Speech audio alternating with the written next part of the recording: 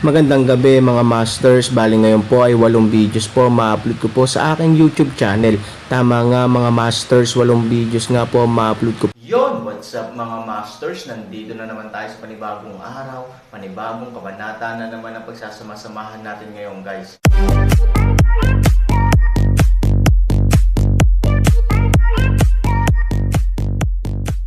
Bali mga masters, kung bago ka pa lang po sa aking YouTube channel, please click the subscribe button, lalong-lalo na po yung notification bell guys, para maging connected pa rin tayo sa isa't isa at maging updated kayo sa mga susunod ko pang video.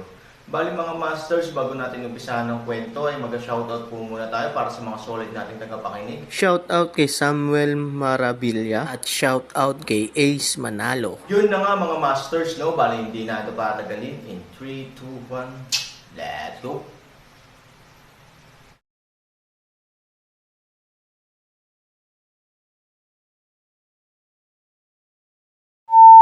Pagdating niya doon, tumigil ang puting balbas na Daoist. Pagkatapos ay tumingin siya kay Aaron at umubo. Ipinikit ni Aaron ang kanyang mga mata at tahimik na nagluksa. Hindi niya man lang pinansin. Ang matandang Daoist na may puting balbas ay labis na napahiya. Nagpaalam siya. Nang muli niyang ibinaling ang kanyang ulo, puno na siya ng ngiti, that. Yang Ziyahan. Siya ng isang sigaw.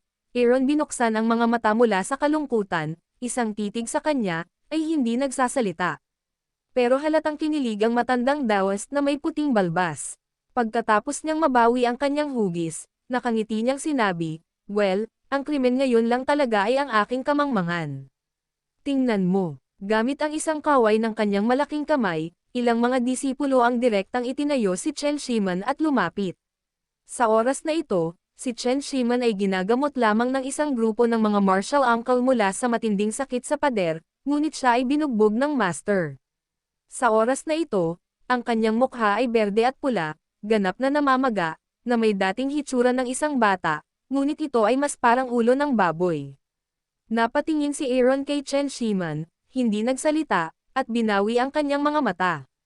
As far as he is concerned, wala siyang interes kay Chen Shiman. Minion lang siya. Paano siya magiging pakialam ni Aaron? Maging siya ay ayaw niyang pansinin ang matandang may puting balbas. Itong kontrabida ay nagchichismisan sa harap ko. Kaya naman ako niloko niya saglit. Kaya nga nakipag-conflict ako sa'yo, Batang Ziyahan.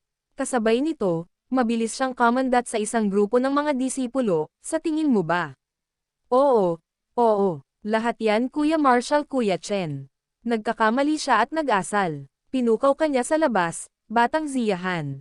Gusto rin niyang magchismisan sa harap ng kanyang amo. Hindi nang ahas ang isang grupo ng mga disipulo na suwayan ang utos ng guro at sunod-sunod na tumango.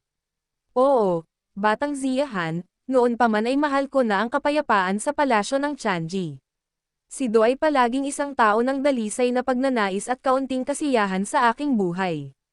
May napansin akong mali kanina, kaya palagi akong lumalaban gamit ang aking lakas sa pakikipaglaban sa iyo, Batang Ziya. Ang puting balbas na dating daan na si Du Yisheng ay awkward na binabayaran ang nakangiting mukha na paraan.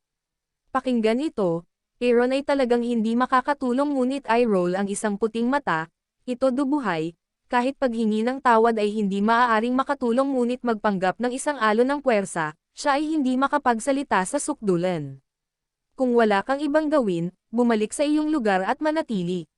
Malamig na sabi ni Aaron. Ayaw niyang kausapin ang matandang lalaki.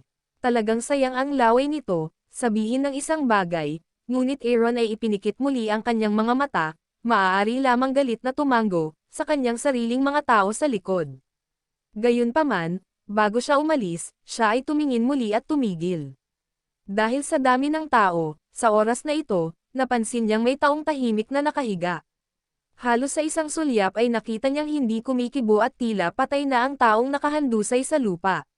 Pagtingin ko sa kanilang lahat ay tila tahimik sila. Si Du Yisheng ay masigurado sa haka-haka na ito. Ikinaway niya ang kanyang kamay at sinenyasan ang lahat ng mga alagad na hintayin muna siya. Pagkatapos ay sumimangot siya at dahan-daang lumapit kay Chao Han. Lumapit siya sa labas ng karamihan at samandal sa loob. Pagkatapos ay nakita niya ang katawan ni Fumang na sadyang ikinubli sa ibang anggulo. Gayunpaman, napasimangot si Do nang makita ang katawan. Kakaiba. Kakaiba talaga. Pagkatapos ay marahan siyang naglakad patungo sa gitna ng bilog. Kapag siya ay nais na abutin upang suriin, lamang ng isang kamay, Aaron's kamay ay hinawakan ang kanyang kamay, ang mga mata ay binuksan, malamig na boses at sinabi, "Ano ang iyong ginagawa?" Halos kasabay nito, nagmulat din ng mga mata ang iba pang misteryosong lalaking disipulo. Gayunpaman, nataranta lang si Duyisheng saglit, tumingin sa katawan sa lupa at sinabing, "Siya. It's none of your business." Binitawan ni Hansani ang kanyang kamay at hindi magalang na nag-cheer. Ang katawan ng kapatid niya, na kayang hawakan ng iba kung gusto. Gamit ang malamig na inumin ng Aaron, si Moyang at ang iba pa ay direktang tumayo, direktang hinaranggan ang mukha ni Do Shengsheng, at pagkatapos ay gumawa ng isang kilos ng paanyaya upang hudyat siyang umalis kaagad dito. Hindi. Ang ibig kong sabihin, baka maligtas siya. Si Do Yisheng ay hinarang ng iba. Wala siyang choice kundi umatras at nagmamadaling sinabi. Sandali lang. Nang marinig ito, gumawa ng tunog ang Aaron sa loob. Si Moyang at ang iba ay agad ding tumabi sa isang dalawang tao na maaaring magkita, ngunit hindi makadaan sa landas. Tumingin kay Do Yisheng, sumimangot si Aaron, "Ano ang sinabi mo?" Nagmamadaling sinabi ni Do Yisheng, "Ibig kong sabihin, baka maligtas siya. Pero ang problema ay patay na siya. Hindi ka ba nagsinungaling sa amin?"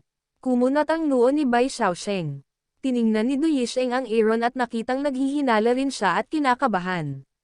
Tumanggaw siya at umiling, "Hindi ako sigurado, ngunit sa palagay ko ay hindi tuyo ang kanyang dugo at ang kanyang katawan ay kulay ube at matigas. Dapat ay hindi pa siya nagtagal pagkatapos niyang mamatay. Kailangan kong makita ng eksakto. Umalis ka na." Ang Aaron ay sumugod sa lahat ng mga disipulo at sumigaw, at lahat sila ay agad na nagbigay daan sa isang daanan. Ito, ang isang grupo ng mga tao ay tumingin kay Do Yisheng at naglakad patungo sa Aaron. Nagkatinginan sila sa isa't isa. Patay na si Fu Mang. Nandito man ang hari ng medisina, kaya niyang buhayin ang mga patay. Gayunpaman, may mga paunang kondisyon. Kung gusto mong matugunan ang pangangailangang ito, isang bagay na dapat mayroon ka ay hindi ka maaaring mamatay ng matagal. Gayunpaman, ang kasalukuyang sitwasyon ni Fu Mang ay kahit na ang kanyang kamatayan ay hindi mahaba, tiyak na hindi ito maikli. Sa kabuuan, medyo may ilang oras.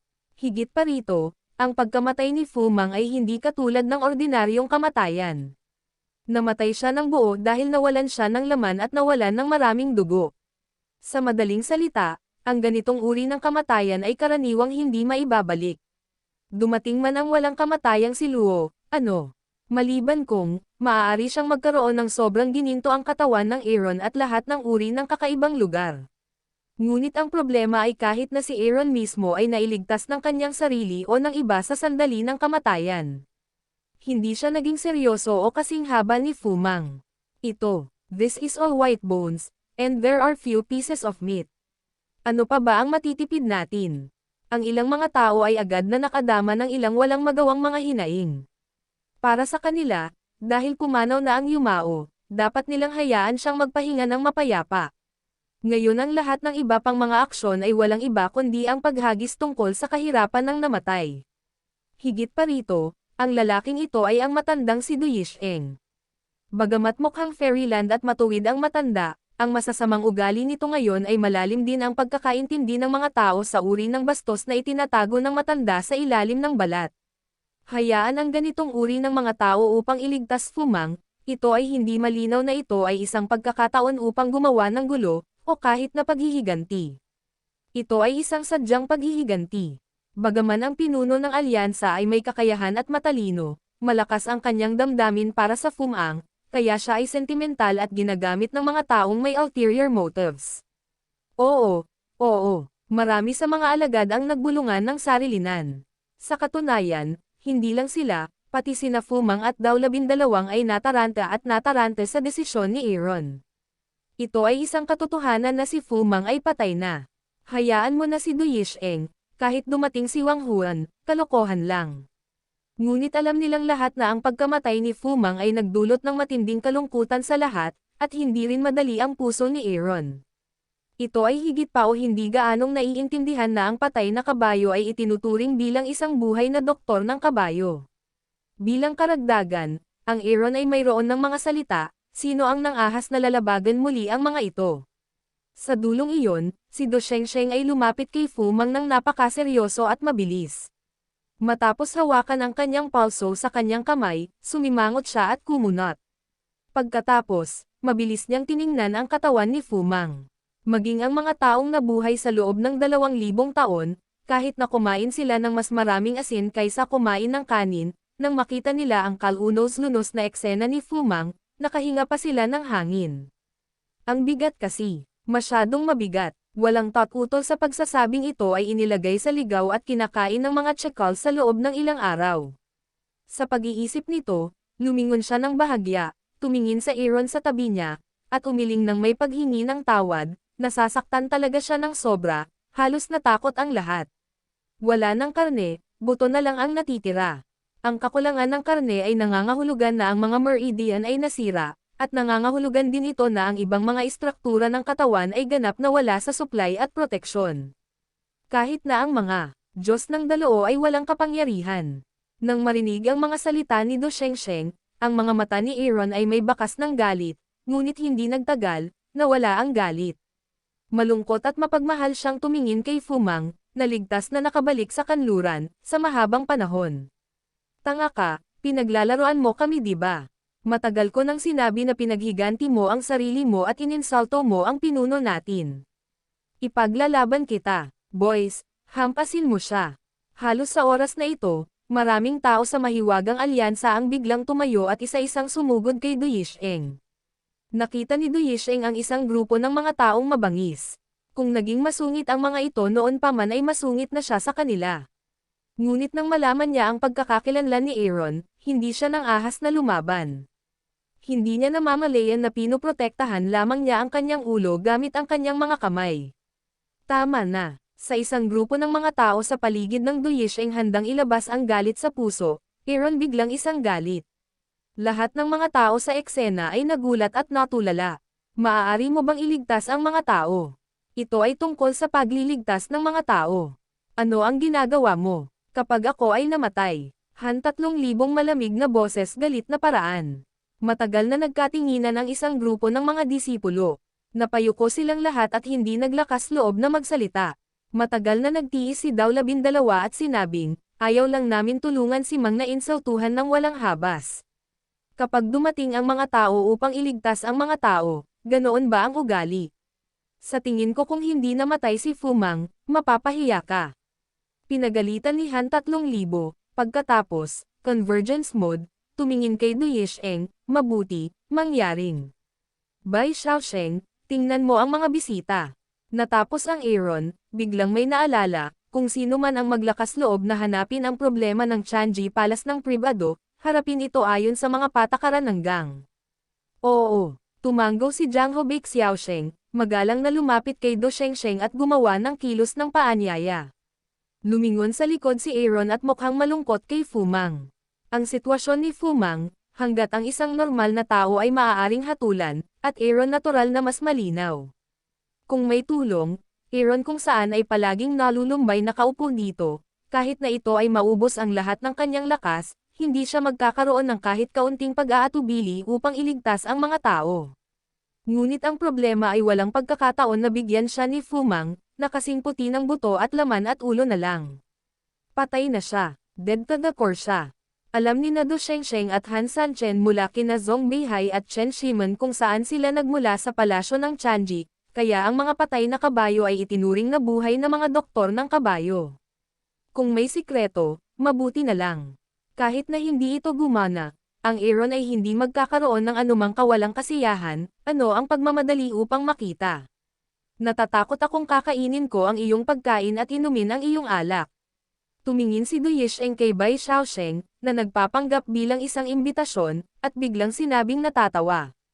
Lalong nagalit ang lahat ng mga disipulo. Si Aaron ay sumimangot at pinandilatan ang lahat. Pagkatapos ay tumingin siya kay Du Yisheng, Daoist, anong ibig mong sabihin? Batang Ziyahan, narinig mo na ba ang Shuangtian Supreme Aaron na sumimangot at umiling, isang araw, ang mga patay ay papatayin, at lahat ng kasamaan ay masusupol. Isang araw, Ang mga buto ay pumuti at masisira ang katawan. Sa pagsasalita tungkol dito, nabawi ng matandang Daoist na may puting balbas ang dati niyang tiwala sa sarili, kaya, tinatawag din itong pinakamataas na langit. Kasabay nito, si Bai Xiaosheng sa Jiangho ay bumuka ang kanyang bibig sa takot, na parang may bigla siyang naalala. Yun na nga mga masters, no? Bali panibagong kabanata na naman yung natapos natin ngayong gabi. Muli, maraming salamat po.